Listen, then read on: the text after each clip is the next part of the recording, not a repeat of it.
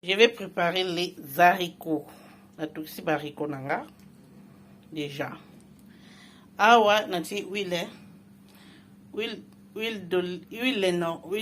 d'olive, ok? Pour huile d'olive, ça va bien pour la santé. Avec huile de parmesan, pana, tomate purée, tomate oyo. Il y a mbuma. Plus notre tomate purée, nambisa okauka. Donc, bon, on a dengue na olamba biloko nanga.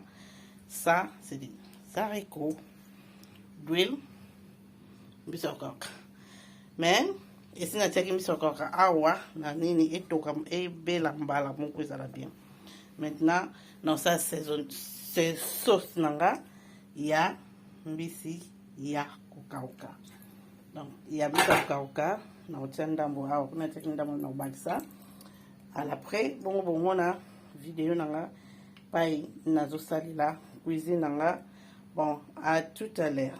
Oui. Oyo sauce nazo sala ya madesu, hein. Donc faut prendre la sauce nanga madesu. Après on tient tomate purée, na tomate nzanda moke. Allez, ah oui, la sauce à madesu. La madesu c'est beli.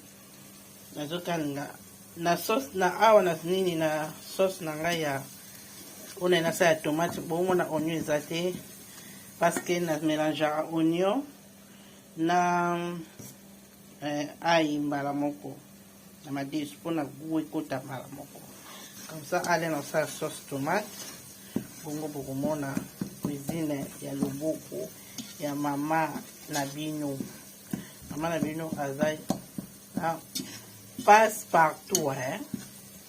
Je fais tout, moi je cuisine tout.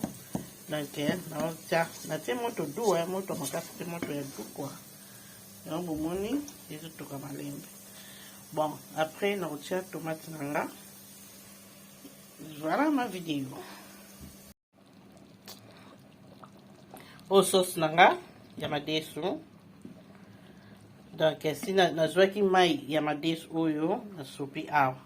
Bobo mona susu wandambu na mai nanga madesu yeyo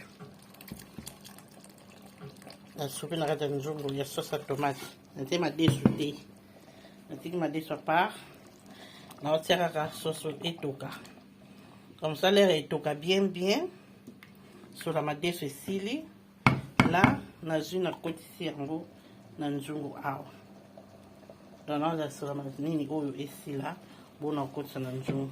Donc, il y a moi partie, il y a ma déçu. Bon, mon finition, il y a ma déçu. Merci. Sikoyo, on ma déçu. Il y a un gros natie. Dans une sauce, il y a un direct dans la sauce. Voilà. Ma bengi, ma déçu. Il y a un gros. Ma déçu dans la sauce. Na otika mukaka 5 minutes et voilà etoki ebongi madesu nanga yango yo nebo mona bo yango madesu batambisa okauka na mbeli bino loboko.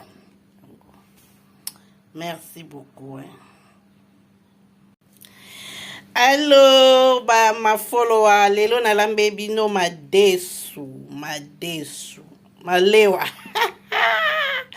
malewa ya madesu batambisa okauka yango. Bon appétit. Maman, j'ai faim.